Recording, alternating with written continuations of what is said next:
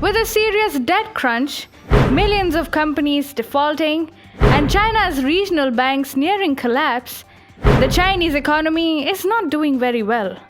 In fact, the situation is horrid. And the effect can be seen in the Chinese stock exchanges, which are in a free fall. But the Chinese citizens did not have to worry, because Xi Jinping has the perfect solution to this problem. And it will make everything all right. Hi, and welcome to TFI Global, the foreign affairs and geopolitical analysis arm of the TFI Media Group. I'm your host, Shubhangi, and in this video, we shall discuss the Chinese government's latest measure to address people's concerns about the economy. And as always, it's nothing good. Let's begin. The Chinese stock markets were recently hitting record highs. Now, they are hitting record lows. This is an apparent indication of the fragility of China's financial systems and, in general, the ill health of the Chinese economy. The recent slumps are being credited to concerns that equities are overvalued and exposed to the impact of rising US bond yields. According to Markets Insider, China's CSI 300 index, which tracks the performance of top stocks on the Shanghai and Shenzhen exchanges, fell to its lowest level since December 22nd on Tuesday. Now, stocks do keep rising and falling across the world. They also crash at times. But only in China is talking about the stock market slump censored by its government.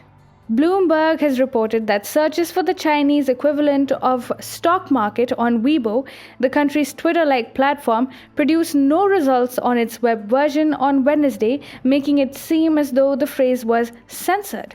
The report added that Weibo users could still post using the term stock market, and the app's mobile version seemed to display them if hashtags weren't included. Searches for posts including words that mean plunge, A-shares, and stocks worked early in the day. A report by Markets Insider said, government curbs on search terms were imposed during the country's most important annual meeting, the National People's Congress' highest-profile political event. Chinese stocks fell more deeply into correction territory despite state-backed funds known as the National Team intervening to ensure stability. Effectively, Chinese citizens, already deprived of the free World Wide Web, are now being forced to not even talk about the free-falling Chinese stock markets.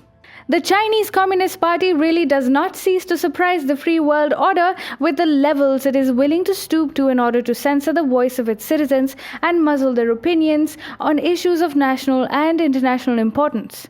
Xi Jinping and his minions must remember that censoring talk and conversation relating to the stock market crash or dilapidated economic situation of China will in no manner help the country strengthen its financial position. Recently, Chinese major company Bilibili, backed by Sony, Tencent Holdings, and Alibaba Group Holding, raised $2.6 billion from the initial public offering, but has become the latest victim of China's economic downturn. Shares of the online video streaming site fell as much as 6.8% in their Hong Kong debut on Monday, joining a series of recent disappointing listings in the city. With no solution in sight, China has resorted to banning its citizens from making any educated opinion on the condition of the stock market. The CCP thus will only end up angering the citizens of China more than they already are. It must be remembered that Chinese citizens are force-fed lies of the country's economy faring very well and recovering from the shocks of the pandemic better than any other global economy. Such perceptions are only aided when institutions like IMF and World Bank give out healthy growth forecasts for the communist country. So, when there is a sudden slump on the stock markets or other economic parameters start behaving abnormally, the Chinese people cannot help but wonder what caused such anomalies. And then comes the great grand censorship drive of the CCP, virtually covering up all that the Chinese people have a right to know about the health of their economy. A major debt crunch, which China publicly fails to acknowledge, continues to loom over the Middle Kingdom. After all, much of the online lending businesses had started yielding bad debts for China. The inability of the country's youth to repay their debts has forced the CCP to take drastic measures to save the already struggling economy of China, apart from a global embarrassment of China's growth, in fact, being driven by bad debt. Millions of companies have already bitten the dust, and now China's regional banks are also drowning. Yet the repercussions of cracking down on the fintech sector of China can prove to be disastrous for the CCP, as domestic consumption is expected to crash. While Xi Jinping focuses on infrastructural spending to revive the Chinese economy, he is curbing the ability of Chinese citizens to spend. Chinese banks are drowning under the tremendous stress of bad debt. Companies are growing bankrupt and shutting shop due to their inability to keep themselves afloat. Yet China continues to fabricate its growth data.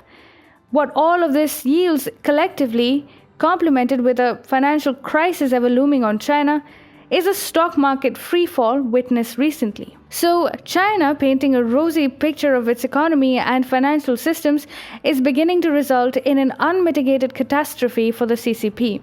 While its propaganda can relieve the pain in the short run, an economic system built on a foundation of lies, deceit, and cover-ups cannot be stopped from unwinding and ultimately collapsing, as is beginning to happen now.